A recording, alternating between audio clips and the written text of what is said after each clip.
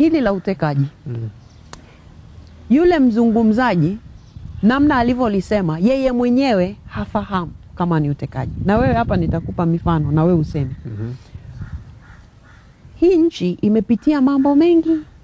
Wako watu wanaitwa wametekwa. Ama sijui labda tumerirahisisha hili neno utekaji. Wanaitwa au wanatekwa kweli? Hapana. Yaani unielewe vizuri kwanza. Watu wanaita utekaji. Unajua utekaji ni abduction. Yaani kwamba nimekuona mimi hapa, nimeona wewe. Kuna watu wamekuchukua hivi wamekimbia na wewe. Lakini mimi sijakuona, ila sijaona watu wakikuchukua wakakimbia na wewe. Lakini mimi naweza kumwambia huyu bwana fulani ametekwa. Kwa nini? Kwa sababu haonekani. Subiri, tutafika huko. Tutafika huko. Kwa hiyo mtu atasema fulani ametekwa. Na nani? Gari imemchukua. Hapana, hatumuoni. Kuto kumuona mtu haimaanishi ametekwa. Kwa sababu kama ni hivyo, hata nchi zilizoendelea kuna watu wanaitwa missing persons. Wale missing persons huwa hawasemi they are abducted. Wanasema they are missing. Kwa nini? You don't know where they are.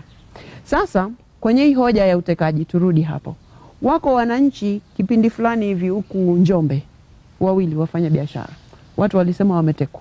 Wametekwa kwa sababu wamerahisisha huu msamiati. Badala ya kusema watu hawaonekani, tumeripoti polisi, wanasema wametekwa. Haya, wale wananchi ikaenda ikapanda, wewe ni mwandishi naamini unajua. Wale wananchi wakaje kukutwa makaburi yao yako kwa mganga wa kienyeji kijijini huko Ruvuma. Hiyo habari unayo ama huna? Unayo? Ninayo, lakini unayo. Ngoja tuendelee taratibu. Si tumesema kwa mifano? Haya. Wa pili, yuko mganga huku Singida. Walikuta makaburi mangapi kwake? Wewe ni mwandishi unajua.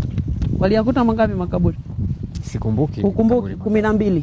Yale makaburi aliyokutwa pale, wako watu ambao walikuwa ni waendesha bodaboda. Sawa? Mtu na yeye huko wanamtafuta, ametekwa, amefanya nini? Makaburi yamekutwa pale.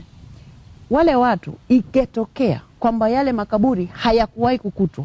Wale watu si bado wanaonekana wametekwa. Na ule utekaji unaosemwa, sura iliyoletwa sasa bungeni, sio kwamba ujadili hoja ya utekaji. Utekaji na polisi. Lazima uelewe. Mleta hoja alisema utekaji wa polisi. Mimi sina taarifa kwamba ni polisi ndio wanaoteka. Na yeye alileta kwa sura ya kwamba polisi ndio wanaoteka. Sasa bunge haliwezi kujadili hoja kama hiyo. Kwa nini?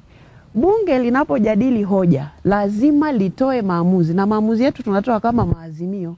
Na tukitoa maazimio tunaiagiza serikali. Haya, tukishajadili hoja kwamba polisi wanateka, tunawaagiza nini serikali? Wavunje polisi. Kwa sababu sasa maana yake wewe raia umejua kwamba ni polisi wanateka. Lakini mheshimiwa, haya tuje kwako, ulisema una mifano. Taja mifano. Kuna mifano ambayo imezungumzwa ya watu ambao wamechukuliwa mbele ya macho ya watu.